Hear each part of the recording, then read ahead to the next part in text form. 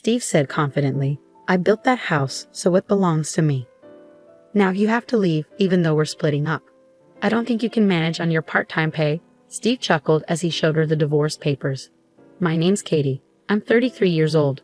Recently, I got a job working part-time at a nearby supermarket. I married Steve 3 years ago after we met at work and both quit at the same time. I wanted to keep working after we got married, but he wanted me to stay home. So I became a full-time housewife, even though I really miss working. But I kept feeling like I wanted to work outside the house more and more. After a lot of talking, I finally got a part-time job. We want kids, but we haven't been able to have any yet.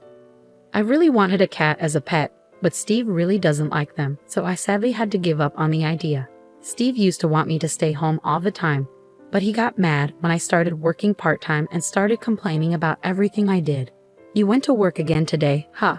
Lately, it seems like the house is getting messier. Are the clothes all wrinkled in the laundry? You're not keeping up with the housework, Steve criticized. That wasn't true. I had finished cleaning before going to work, and the laundry was perfectly done. What are you talking about? I'm doing everything just like before. It's obviously clean, can't you see? I argued. He's complaining about the food again. Fried chicken, really? Can't you cook something different? He complained. I didn't make fried chicken that often, and I tried to make different meals every day despite having limited time. I put effort into making your favorite fried chicken, and I make a variety of dishes. I defended myself. But whenever I tried to speak up, he got even angrier.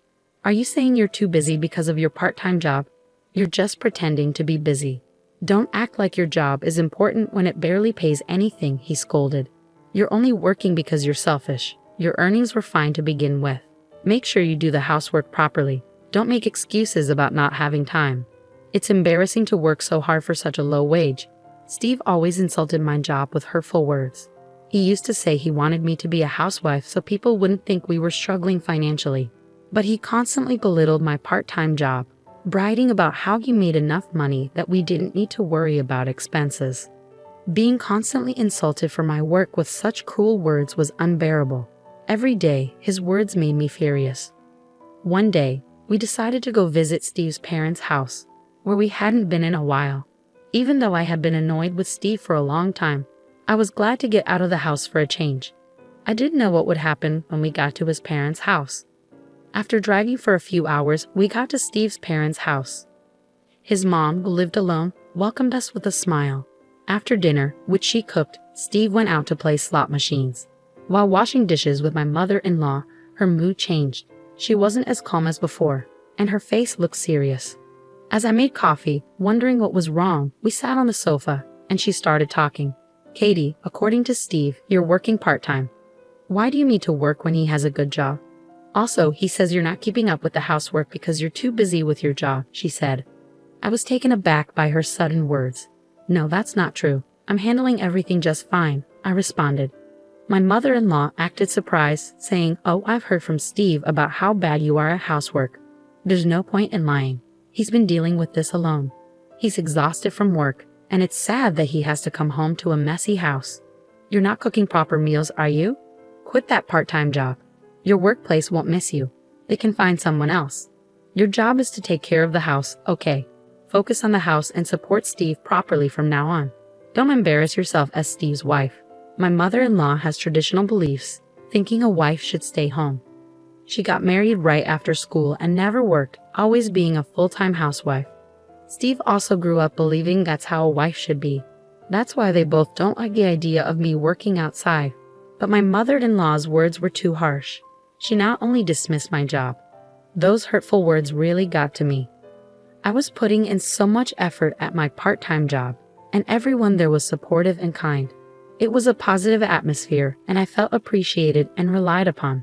It broke my heart to hear myself talked about like I was useless, especially when my mother-in-law didn't even know anything about my job. And finding out that Steve had been saying bad things about me behind my back, despite me taking care of our home, was a shock. I was actually working harder than ever to make sure everything was in order, even with my part-time job. I knew Steve's job was tough, so I was doing my best to help out. But hearing him and his mother gossiping about me on the phone was hard to swallow. I didn't want to believe it. After hearing such awful things, I felt really down for a few days. But then I remembered my father's face. Since my mother passed away, he'd been living alone in our family home. He lived a bit far from me, and I hadn't visited him recently because I'd been busy. I needed to hear his voice, so I called him. Usually he picks up right away, but that day it rang for a long time. Just as I started to worry, he finally answered. "Katie, it's been a while. Are you well?" Hearing my father's calm voice, I felt a wave of relief, and tears began to flow. "What happened?" "It took you a long time to pick up the phone. If you're busy, I can call back later," I said. "No, I'm sorry. I recently fell down the stairs and hurt my back. I can't move around much now, but don't worry about me. I'll be okay soon. By the way, what's going on? Is everything okay?" he replied. I was really surprised. My dad, who used to be so active, had fallen down the stairs and hurt his back. "No, I'm okay. Just make sure you take care of yourself and get better soon. I'll come to visit you soon, so wait for me," I assured him. "Yeah, I'm okay," he said. But then I thought, he's already considered elderly and injuries might take longer to heal. I had always been reassured by his energy, but suddenly I felt worried. If he keeps using the stairs every day, he might slip again. Plus, the stairs in our old family home are a bit steep, and there are tall steps in the entrance and bathroom. I became really worried about my dad living there and taking care of his back. What if something bad happens and he gets seriously hurt? I couldn't just ignore it. I always thought it would be nice to live closer to him, but now I knew I had to act fast. I decided to build a safer, easier-to-use home for my dad nearby.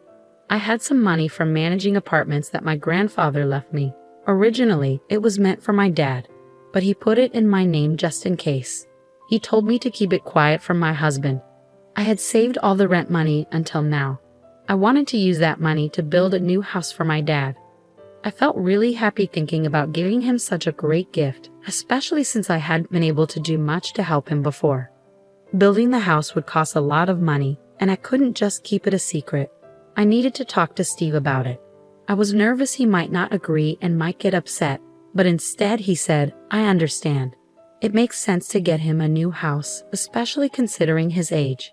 If you think you can handle it, go for it. Just don't expect me to help if things get tough." He insulted me again, which made me angry, but arguing would only make things worse. So I decided not to argue back this time. It made things simpler for me. I immediately started looking for a good contractor and began the process of building the new house. But it seemed like Steve wasn't happy with the idea of me actually going through with it. He didn't say anything, so I tried not to pay too much attention to it, but he usually wasn't the type to keep quiet. One day, I was shocked when I went to the bank to take out money for groceries. $3,000 was missing from our living expenses, all taken out at once. I couldn't remember spending such a big amount of money. There was only one person who could have done this. It was hard to believe that Steve would take the money without asking, but it was clear that the money was gone. That night, I confronted him. When I went to the bank today, I saw that $3,000 was taken out from our living expenses. "Do you know anything about this?" I asked. Steve arrogantly replied, "I gave it to my mother. You said you were going to build a house, so you must have been saving up somewhere, right? $3,000 isn't a big deal." I couldn't believe what I was hearing. "Why did you give her money? Your mother isn't exactly struggling, is she? And that's our living expenses. It's not fair to give away such a big amount without even talking to me about it," I argued. He snapped back. "What do you know about my mother? She said she needed help. What's wrong with a son helping his mother? Plus, that money was earned by me. How I use it is none of your business. If it bothers you, try earning as much as I do with your part-time job. You can't say anything now, can you? Don't ever complain about what I do again." After shouting at me, he stormed out of the room. I always believed Steve wouldn't betray me, even with his harsh words. It would have been better if he had talked to me about it. Maybe there could have been a better way to help his mother without causing this argument. Did he think I'd say no, or did he not trust me? Instead of our marriage making us closer, it felt like we were growing apart. Steve didn't see anything wrong with using the money without asking. The next day, he acted like nothing happened and went to work after breakfast. I didn't say more because I didn't want another fight, but I couldn't shake this uneasy feeling. Meanwhile, the new house was finally done. Despite the business, The construction company was really helpful, and I managed to build a beautiful house.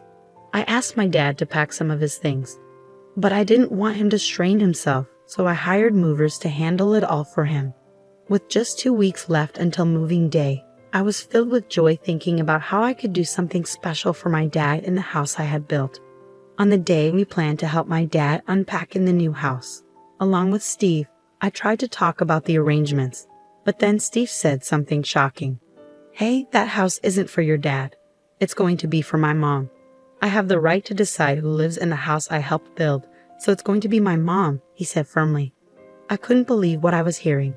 In a panic, I replied, "I built that house. It's for my dad. There's no way you, with your part-time job, could have built it. It's my money that paid for it, so don't act so entitled." It seems like he genuinely believed that it was his money that built the house. When we talked about building it before, he seemed fine with the idea.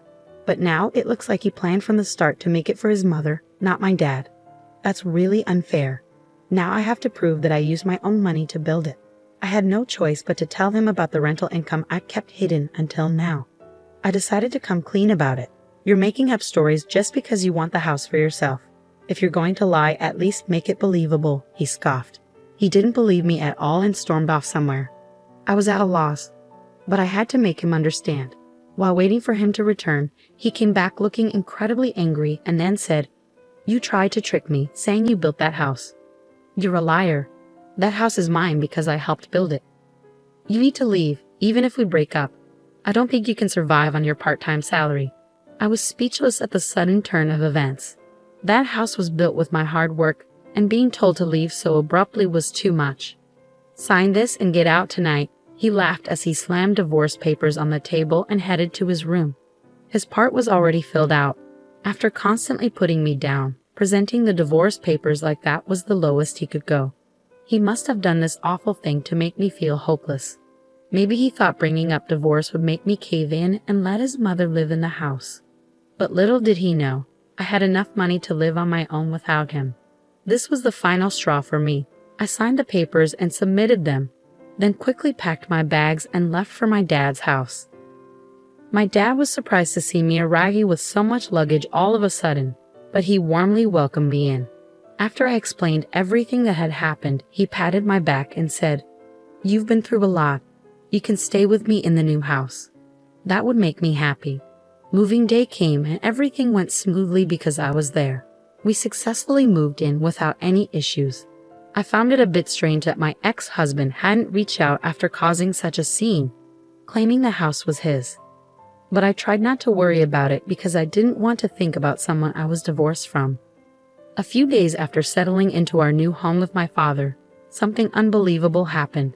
There was a commotion outside, and when I looked out the window, I saw a big moving truck parked outside, claiming they were moving into our house. I rushed outside to talk to the movers and figure out what was going on.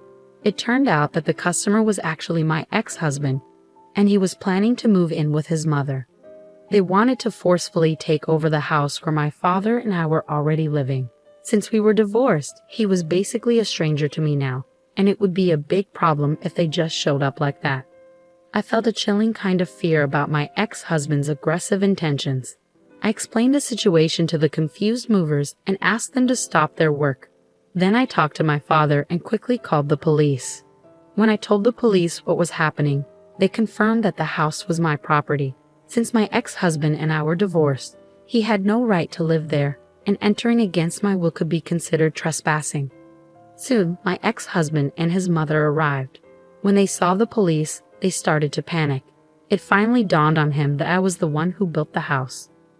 But with his mother freaking out beside him and the police bombarding him with questions, he lost his cool and yelled, "What's going on?